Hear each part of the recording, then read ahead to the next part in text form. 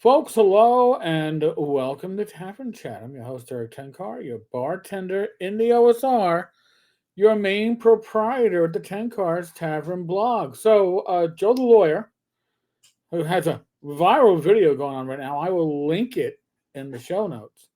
WotC has a big problem with DMs and they will pay a price for it. And Joe's got over 5,000 views. It's impressive. But I do think, and I know Joe very well, he's a good friend. I do think that he misses something here because I put up the DM's guide, this limited edition cover, the special cover, and what do you see in the back cover? 50 years, right? It's the 50th anniversary of D&D.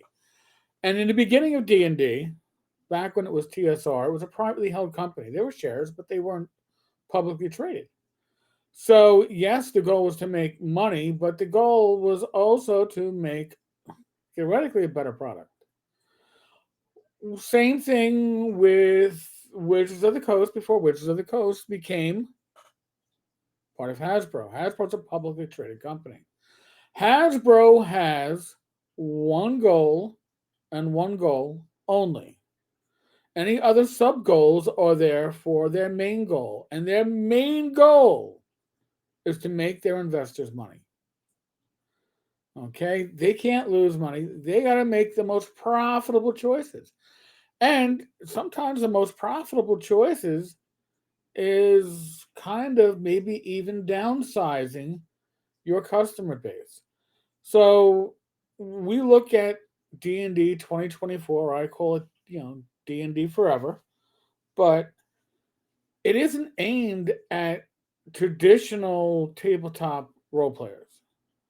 Okay, the marketing wasn't. The marketing was aimed at folks that want the digital version as well as the physical version, because that's the way you get your tchotchkes directly from WotC, which Joe did mention that they are more of a direct sales company now. Because why? They get and keep more of the profits that way. They saw, and this is, I think, both a blessing and a curse. Baldur's Gate 3 was licensed by WotC. They made a ton in licensing fees. Awesome. But they saw a digital product make hundreds of millions of dollars, and they just got a slice of that pie because another company did the design, another company published it under license. So they don't want to be the company that suffers, in their mind, from not getting the full profits. So digital and direct gives them maximized profits per customer. They could lose customers. And if they're maximizing their profits, it's still a win. Now, as for the DMs, well, we already heard back when Cynthia Williams was president of WotC that the DMs are those that spend most of the money in the D&D environment. And that needed to change. Now, when you change that, it's not by making DMs more valuable and more important. It's by devaluing the DM and revaluing or increasing the value of players for the company. Now, how do you increase the value of players for the company? Well, you monetize them. How do you monetize them? Well, one of the easiest ways is through subscriptions, whether it be D&D Beyond, whether it be Project Sigil, right? And wasn't Sigil the City of Doors, if I recall correctly? Isn't that literally what they want this VTT to be? A doorway into D&D, but digitally. So you give up sitting around the table with your friends. Admittedly, I play on a VTT. Vast majority of my gaming is VTTs or conventions. But I game with a group that I've known some of these players for well over 10 years. when you do pickup groups in the VTT, it's hard to make that connection that even you make at a game store or a gaming convention. They don't care about that. And they don't care if the market shrinks so long as the profits increase. And I personally believe that they are aiming D&D 2024, the digital books, D&D Beyond, Project Sigil, as much as players, the Baldur's Gate 3 players, many of them, if not most of them, aren't tabletop RPG players. They are computer RPG players, and they are hoping Project Sigil, their VTT, will be this unbeatable combination of the two. And it will keep enough of the tabletop players who will make their transition, and it will keep enough of the computer players who will make that transition to the VTT. The computer players are already used to paying subscriptions, right? You play 2, 3 VTTs, sorry, 2, 3 MMOs or MMORPGs. You're paying subscriptions and possibly even microtransactions. It's all about the money. I understand where Joe is coming from. I started gaming in 1980. Okay. The original DM's guide for 1E is all my DM, Kenny, had to run that first session. So I understand the importance of DMs. WotC does not see the importance of DMs. WotC needs to devalue the DM because they need to make money from more people than just the DM. It's a sad but true reality.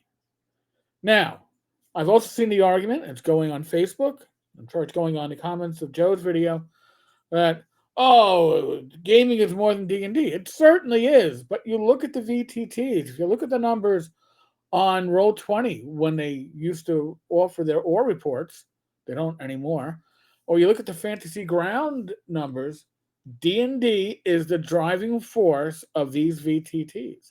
It's the driving force of the market. What is that old saying? A rising tide lifts all ships. Well, there's a converse to that. A lowering tide lowers all ships. As WotC gives up ground in the tabletop RPG industry, some companies, certainly that are poised for it, are going to probably increase their share, but that doesn't necessarily mean they're going to increase their numbers all that much. And I think overall, the less D&D players there are, and I know there's those that are like, oh, D&D players suck. You know, they're a detriment to the hobby. Real gamers play whatever. I'm not here to argue those points. What I am here to say is that WotC's game plan, WotC is assuming that they're going to shed some gamers, that they're going to shed some of their customer base.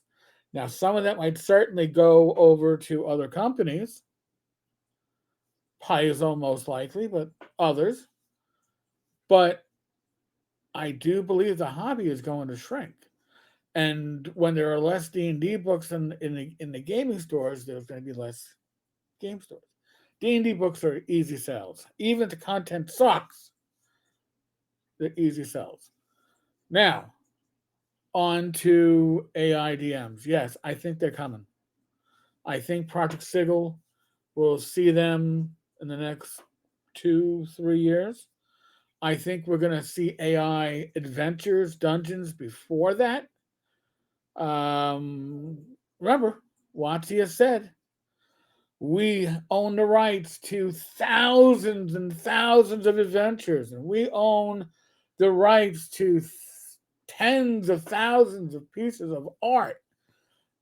All that stuff can, because remember, their stance against AI is that it's not ethical. But if they are using their own material, stuff they own the rights to, I expect a quick pivot. Because again, Chris Cox has said, I use AI in my home game. Everybody uses AI. It's a great tool. AI is too big a tool to the potential for them to save money on the creative side, good or bad, is too great for, I think, a company that's built on profits to ignore.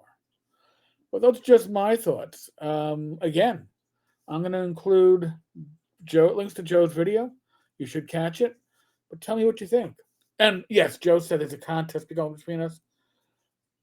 Subscribe to both channels if you haven't already. Honestly, Joe could use the subs, so could I. Like, comment. Be safe, be well. God bless. Roll the dice. Roll them well. I'll catch you all tonight. There's going to be a live stream at 8 p.m. I'll get the link up later. Catch you.